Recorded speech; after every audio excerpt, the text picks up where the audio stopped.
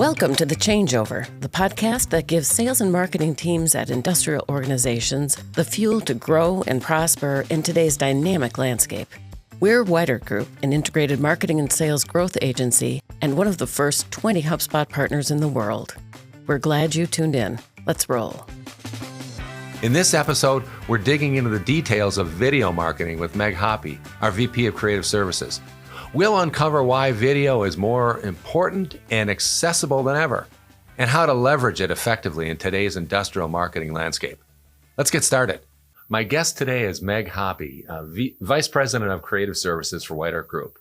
Meg and I have worked together now for 24 years, so when I ask about her background, it's not that I've forgotten. So, Meg, why don't you take us into your background a little bit on video, about when you got into this industry, the kinds of things you were doing in video.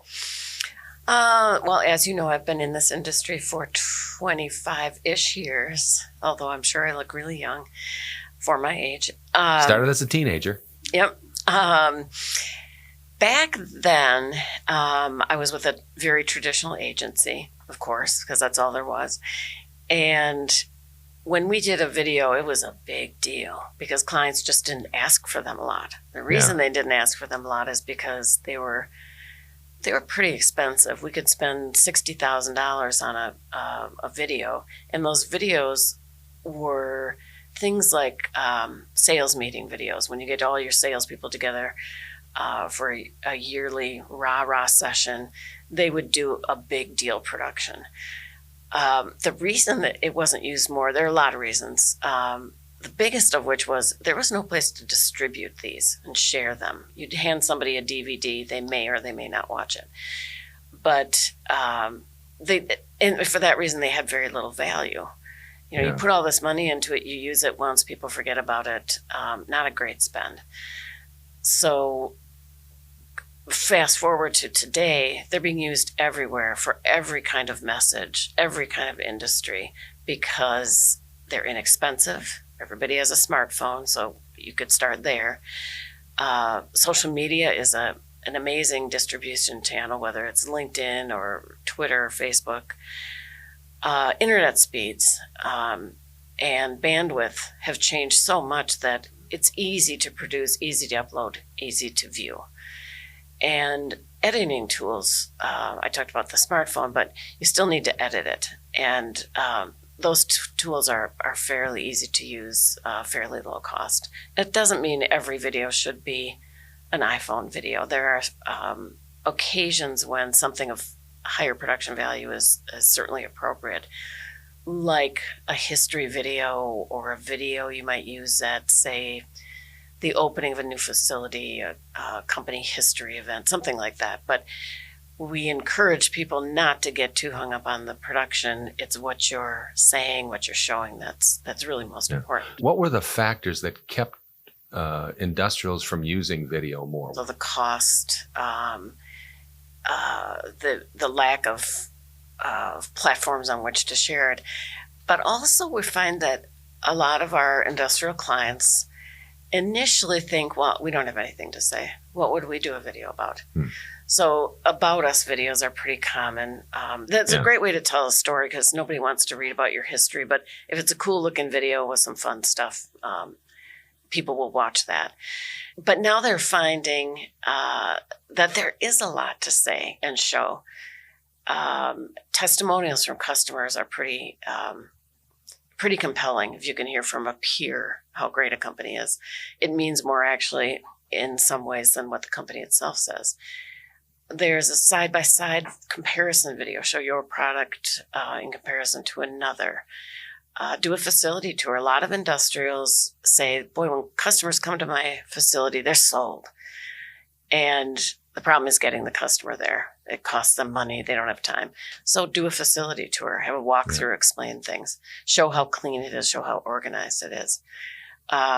Now they're finding they're getting more used to the fact that, damn, we do have stuff to say. When you think about the audiences for video, how does that drive the thinking or exploring around subject matter? Generally speaking, people are looking for really easily consumable content. There's a much greater chance they're going to actually watch it if it's short, under a minute. Something like 88%, I believe, will watch all the way through in a video that's short. Very few people will watch long videos. They get lost somewhere, they start it, and then they drop off. So our clients have to be thinking about length in terms of, yes, you have to tell your whole story, but don't go on and on and on. Depending on the product too, like if it's if we're talking about mining equipment, massive multi-million-dollar pieces of mining equipment, that's such a high stake investment that you have to tell more information. You have to take the hurdles down. You have to give them facts that are important to that purchase decision. So I'm going to be devil's advocate here. Oh, great. If we're talking about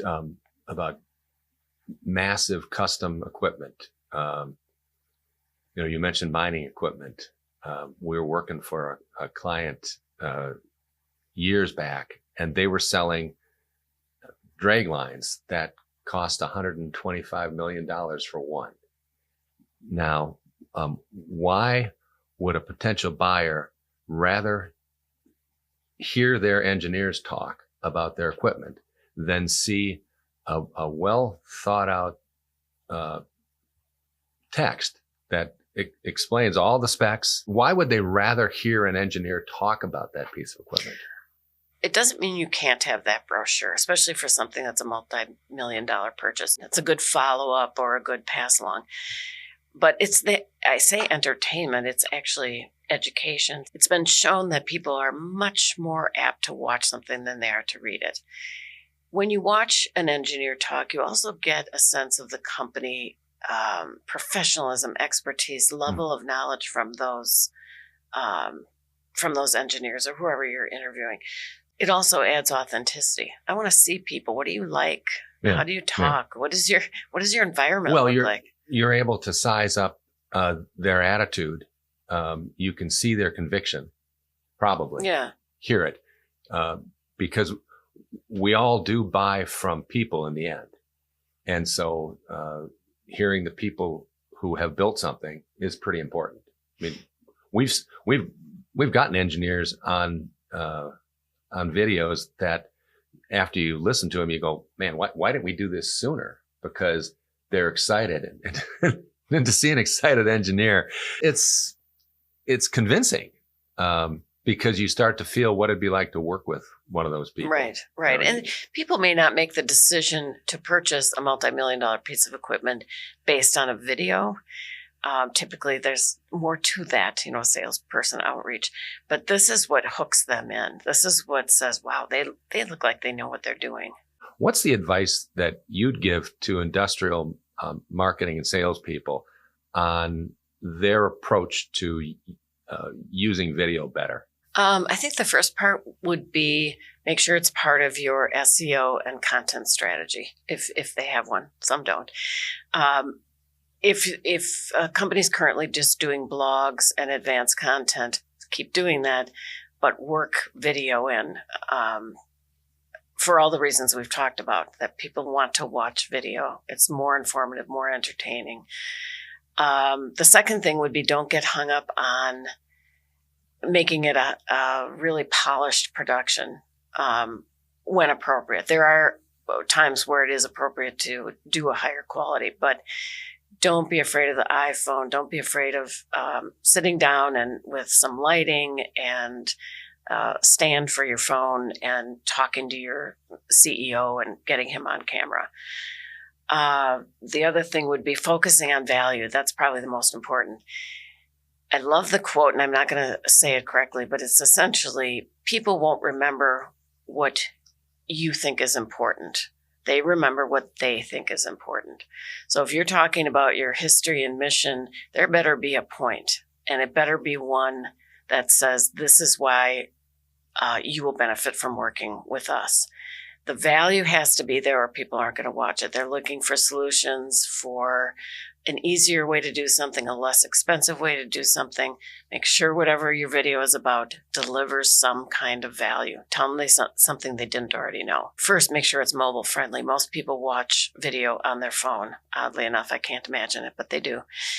And the other is have video for that whole buyer journey, from awareness, where they don't even know who you are, to consideration, where they're really learning about their options, to decision making, which is where they're really kicking the tires, and then post-sale. And post-sale could include everything from the proposal delivery, do it via video, and then as their customer, keep them delighted with video. Speaking of that sales proposal, the way we do ours, I'm sure you know this because you work here, is we create a web page that has a downloadable paper proposal. It's got links to spots on our website. It also has a video that our new business person creates that says, thanks again for your time. Here's our proposal. I'd love to work with you. Here's why.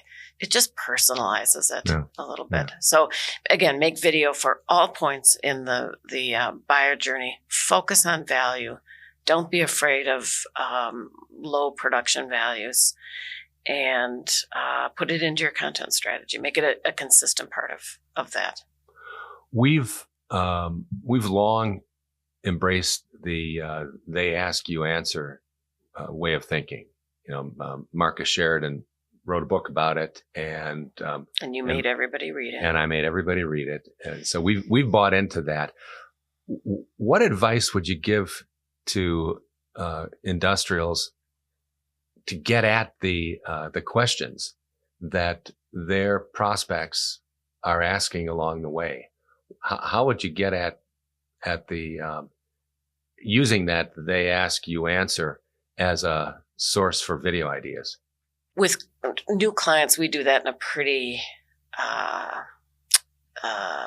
regimented way. We have a workshop that we go through, as you know, because you work here, to get at those topic areas. But the best way to do it is ask salespeople and customer service people, what are you always getting asked about over and over? Is it our on-time delivery? Is it about how we compare to XYZ competitor? Is it what's the cost in use?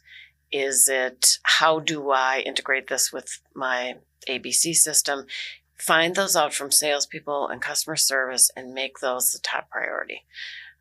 Salespeople in particular know what the hurdles to purchase are. So focus on those, answer those, assuage their fears. Another good way is to actually talk to customers.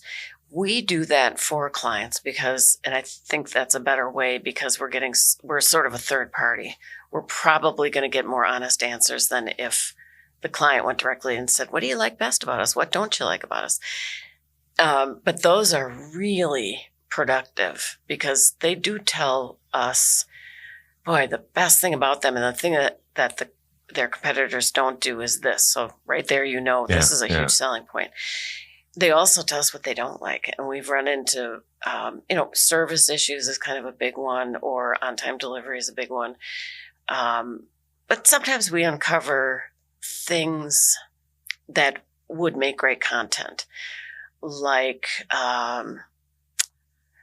things like integrations. The client wishes it would be integrated with, their ERP. Maybe something about the product doesn't integrate well.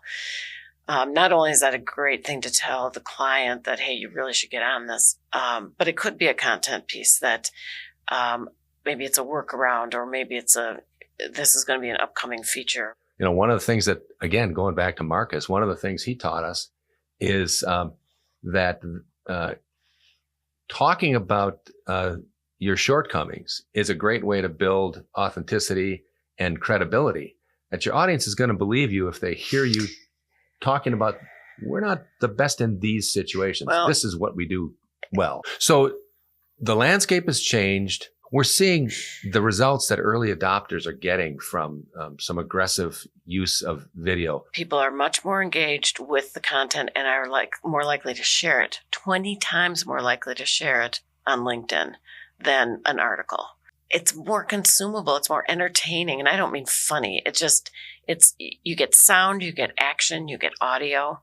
Video is also, has a power to increase conversions on landing pages. 80% greater conversion on landing pages. You look like you don't believe me. I just got this from. I know, but that's amazing. 80% higher conversion rates? Yeah. Which is, why would anybody not use video on their landing pages? We don't know, and that's what we're trying to convince them with this podcast. Right after this meeting, we're going to be working on getting video on all our landing pages. 97% of marketers say video gives their viewers better understanding of the brand. Again, it's easier to understand when you've got sound, action, and visuals. So virtually 100%, everybody says that it improves users' understanding. Do humans recall better when they're learning something through video as opposed to reading it? I'm no anthropologist, or psychologist or whatever. Yes, that's been a given for years and years and years. If you were, and we often are, talking to an industrial marketer, what advice would you give them on getting started with video, on how to start building it into their mix? Start with your smartphone if you don't have equipment. Make sure that you're providing value. Again, something they didn't know, something they could use to make their work life easier. I would start by repurposing content. If an industrial has tip sheets, a blog, simple pieces, you can just turn those into videos. So turn a tip sheet into a how-to video. Have somebody on your plant floor showing you how to do what is in that tip sheet. Or again, a blog. You could just, if it's a blog about your engineering, get an engineer who's good on camera, get them to walk through that same blog, scripted or winging it, either one. Experiment with the length because, as we said, bigger decisions require more information. Small decisions don't require as much. Probably the shorter ones are going to do better, but if it's an in-depth message you need to communicate, it's going to be a little bit longer. So test those to see what works. Make sure you optimize for search. I don't know how to do that. We have an SEO manager here who could tell you, but maybe that's another podcast. Do closed captioning because as Kelly, our internal marketer, told me, sometimes you're watching a video at work and you don't want people to know it. So you have to have closed captioning on. The last bit of advice, you can't fault me for doing this. If you don't have the resources, people or funds, get some help from marketing people like Weidert Group. If you were giving people advice on who they could draw inspiration from, what video marketers would you steer people toward that they could feel less intimidated by the prospect of getting started? There's a guy at HubSpot, Kyle, remind me of his name, Kyle Jepson. So he does his own how-to videos. It looks as though he's just got his iPhone on his desk on a very stand. underproduced.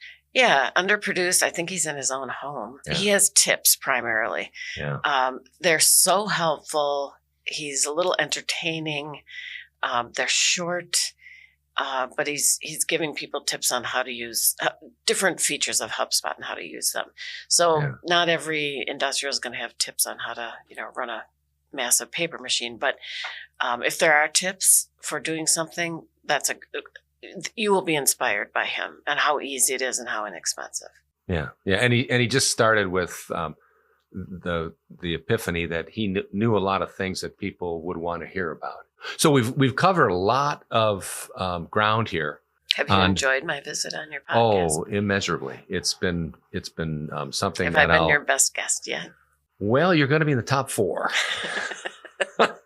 We're married, so he has to say that. And this is our 4th podcast. So, Meg, what's the one piece of advice that you would give marketing and sales professionals thinking about doing more or getting started? What's the one piece of advice that you give to them today?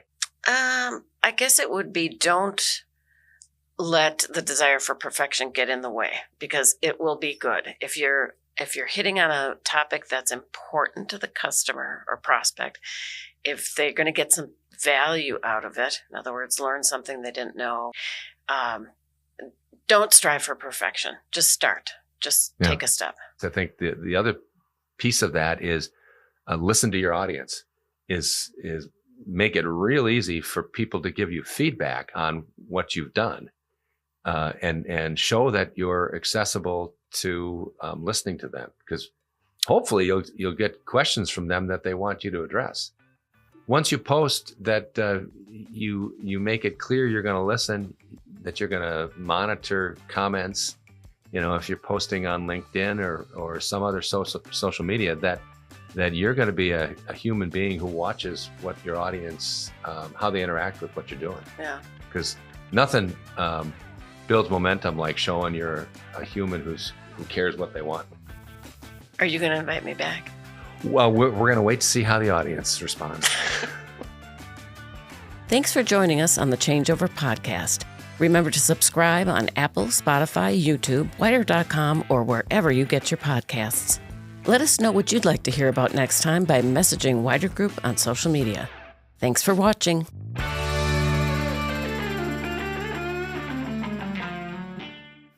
We're seeing early adapters being aggressive with video. Early adopters. Early adopters. We're seeing early adapters are changers. Like you're adapting to. You're adopting a new technology. You feel my pain, right? Yeah. Go ahead. By all means, go ahead. Which word am I supposed to use? Early adopters. Okay. Because adapt is a thing too. No, it's early adopters. Come on. Okay. We're seeing early adopters. Did I get that right? You did.